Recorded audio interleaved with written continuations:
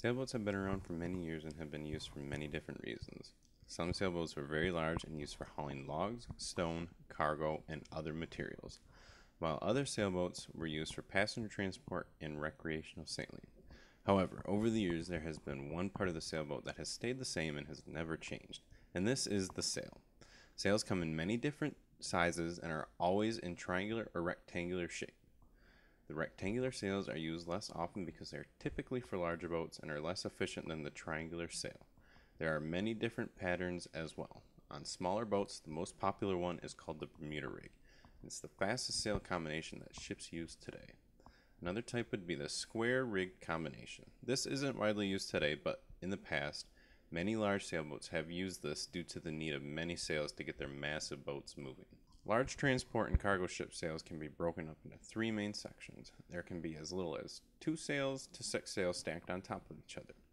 All of them are controlled independently by their own lines.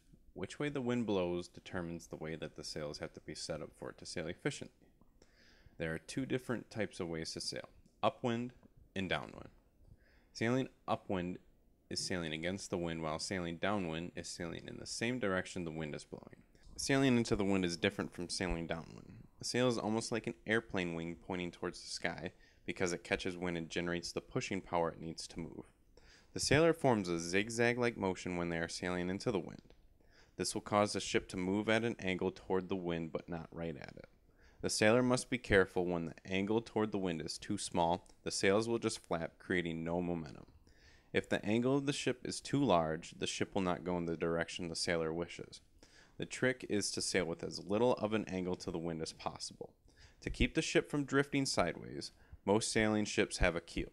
The keel is a large, nearly flat area under the boat. The water resists this and exerts the sideways force on the keel.